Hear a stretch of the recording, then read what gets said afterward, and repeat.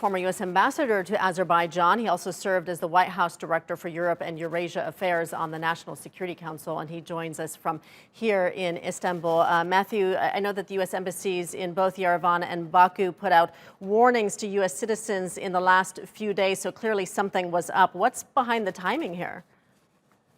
Yeah, something is up. So if you go back a year or so, the Armenian prime minister began to say he no longer favors the framework for negotiations that had been negotiated over the course of many years. And I was, by the way, the U.S. mediator between Azerbaijan and Armenia on Nagorno-karabakh. And that led to a week ago, President Aliyev saying, I don't see any purpose in continuing with these negotiations because the Armenian side isn't negotiating in good faith.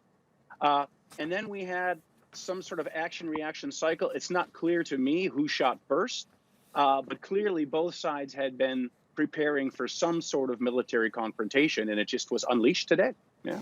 Yeah. What are the failings of the international community to do something about this conflict? Because, of course, today we've heard from a number of countries, Russia and France, for example, calling for calm, but yet, this conflict has been going on for decades and no one has done anything about it. No one's been able to create peace. Yeah, you're right. The typical thing that EU member states do and the European Union as a collective is to call for cessation of violence and dialogue. But it's been 3 decades of dialogue. I can say that, again, when I was the U.S. mediator, the sides were way closer than now. I mean, not because of any of my involvement, but, they had agreed in principle on a framework agreement. In principle, they agreed to resolve the conflict. And since then, the situation has devolved. And again, I lay the blame for that largely on currently the leadership of Armenia. If the leader of Armenia has decided he no longer wishes to abide by what his predecessors had preliminarily agreed with Azerbaijan, then there's nothing the international mediators can do, right, to get the negotiations back on track. There has to be good faith among the leaders of both countries, of both Azerbaijan and Armenia. So what I think is happening now is that with Washington distracted, there's a vacuum in the region, and it's being filled de facto by Turkey in support of Azerbaijan and by Russia in support of Armenia.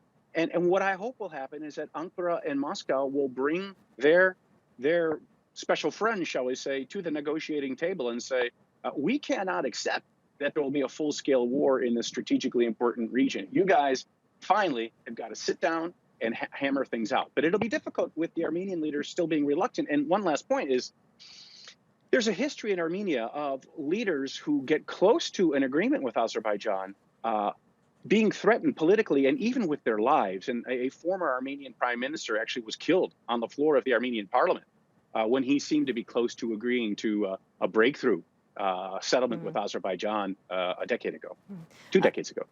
When we talk about the potential for a full-scale war, certainly nobody wants that. But what are the larger implications for the larger region as far as security? Well, they're potentially huge. I mean, if granted, if there wasn't a full-scale war, okay, the consequences would be less. But as I'm sure many of your guests have spoken about today already or during this hour, some really important infrastructure runs through Azerbaijan in the Tovuz district, right near where the fighting happened in July, along the Armenia-Azerbaijan international border. So, of course, there's the Baku-Tbilisi-Ceyhan oil pipeline, the South Caucasus gas pipeline, the Baku-Tbilisi-Kars rail line, highway as well, and fiber optic cables that connect Europe with Central Asia, all that run through this one district, which is very close to where the fighting was a couple of months ago. So that should be of great concern to Europe. And then should also be concerned would be if the situation spins out of control and Russia and Turkey find themselves confronting each other militarily as they have in Syria and Libya. That's significant. And Mathew, we're running short on time, but I did want to ask one more question. You mentioned earlier Moscow and Ankara possibly mediating talks. Do you think that we could see Turkey and Russia actually negotiating together over this? Well, I think we could see them brokering agreements and putting pressure on their friends and figuring out what some incentives could be. So I do believe that they could conduct that role. I don't believe Armenia could ever trust Turkey for all the historical reasons we know. And I don't believe Azerbaijan could fully trust Russia. So in a way, it could be a match made in heaven. All right, Mathew Bryza in Istanbul. Mathew, thank you so much.